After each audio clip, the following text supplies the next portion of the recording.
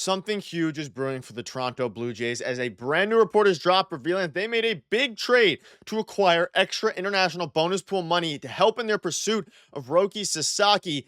But the player that they acquired in this trade means a lot towards their pursuit of Sasaki. We'll break that down in this episode, as well as discuss brand new reports from Ben Nicholson Smith that have come out shedding some light on their pursuit of Roki, as well as a very interesting tweet from a couple of days ago that is now from Ben Nicholson Smith that is now playing out in a very interesting way, which could lead to Sasaki heading to Toronto. So stay tuned for all that in this episode, folks. Before we get into it, quick reminder to hit that subscribe button. If you're a part of the percentage who aren't subscribed to the channel, this is the place to be for daily Blue Jays content. We just finished up a live stream an hour or so ago, and your guys' support has been unbelievable. So thank you guys for that.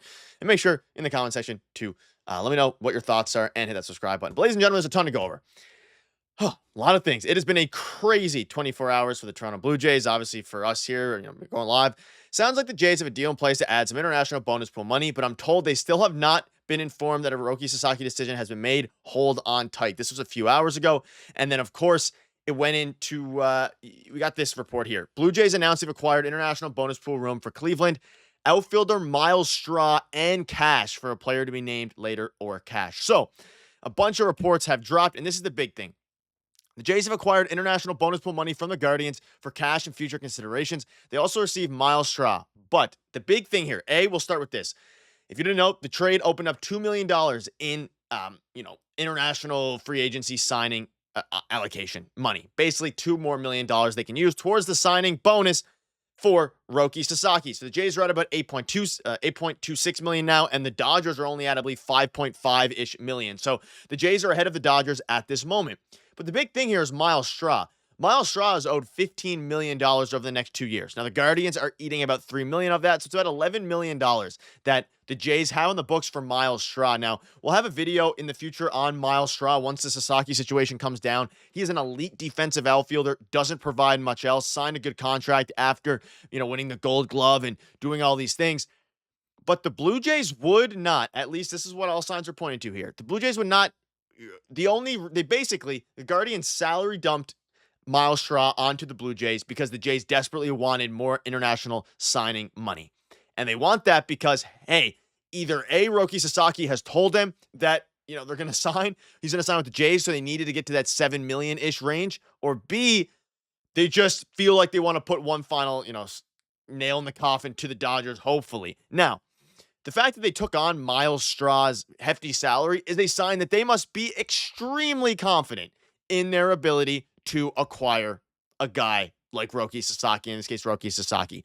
It does not necessarily mean that Roki has made up his mind or given the Jays any indication. Now, I think it would be probably the nail in the coffin for Ross Atkins in the front office. If they go out, they trade for another guy who cannot hit, who is under contract, goes towards the CBT. This, whether he plays on the Jays or not, whether he's a part of the 40-man roster or not, makes zero difference. He is going to be a part of that CBT threshold. It is going to cost them a lot of money, whether or not he's on the team. So what this means is they're taking a hell of a risk here if they think that Myles Straw is, because they don't think Myles Straw is going to be a good player. They basically just ate that contract up in order to open up international signing room, which means maybe the Jays know something that we don't. It seems like this is an educated, trade, because the fallout on this, if they don't get Roki Sasaki, is you're wasting, $5-6 million, or really $4 after the absorption, maybe a bit less than that, $5 million this year towards your CBT, towards your luxury tax on Myles Straw, who's probably not going to play very much. Now, maybe there's a world he starts in center field for the Jays this year instead of Loperfido. Don't think that's going to happen. I think they prefer Loperfido because obviously Varsho's hurt. But Ben Nicholson Smith came out and said a few different things. The Blue Jays recent trade for international bonuses just dropped. In the bonus space tells us that they think they're in on the Roki Sasaki sweepstakes and remain hopeful they can land him. That said, as far as I can tell, Sasaki has not actually told teams his choice yet. Dodgers, Toronto, and possibly San Diego still in the mix. The Myles Straw's trade could mean two different things. Maybe the Jays do know something we don't. Maybe they're flying blind and taking a leap of faith. Or maybe Cleveland saw an opportunity to dump Straw's money, so they put pressure on the Jays to move now or lose their chance at cap room.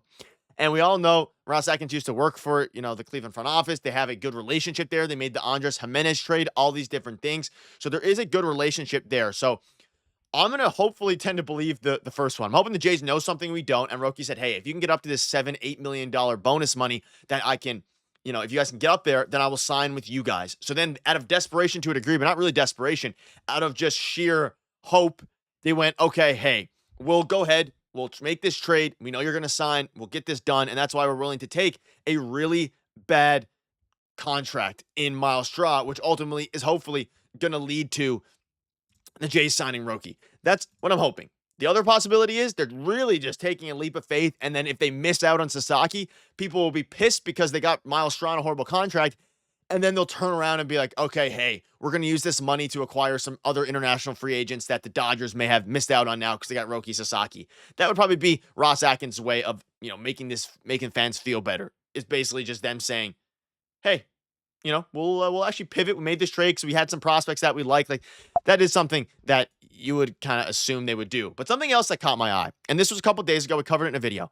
I had wondered whether the Padres, the Dodgers, and Toronto would all be trading for international bonus space this morning, but some people with knowledge think Roki Sasaki will make his choice first, at which point the chosen team will have the chance to trade for additional cap space, or added cap space on January 23rd. So if you put pieces together here, Ben Nicholson-Smith tweeted this 2 days ago. Some people with knowledge think Sasaki will make his choice first, and then the team will make a trade.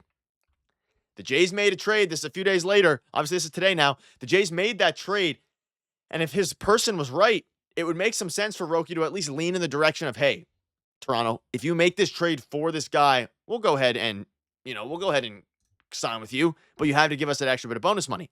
And the Jays say, okay, sure, we'll do that. We'll pay. Well, in this case, paying was obviously a player to be named later or cash. I don't think they're worried about the cash or the player to be named later. But you're inheriting all of Myles Straw, basically 80% of Myles Straw's salary. And that's the big thing. Things are getting very interesting. Things are picking up quickly. And I do think it's going to come to a conclusion over the next 24 hours. The big question is, it is going to be extremely interesting to see if this move, because if they miss out on Sasaki now, fans are going to be irate. It won't make any sense as to why they made this move.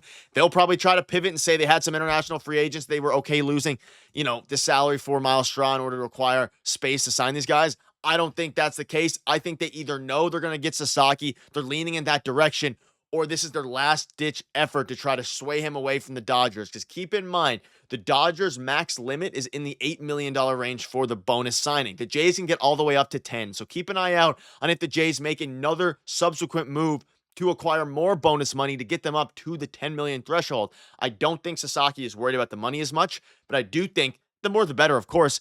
But I think the Jays might know something here that, we don't yet. Either way, we're going to keep you up to date with it all.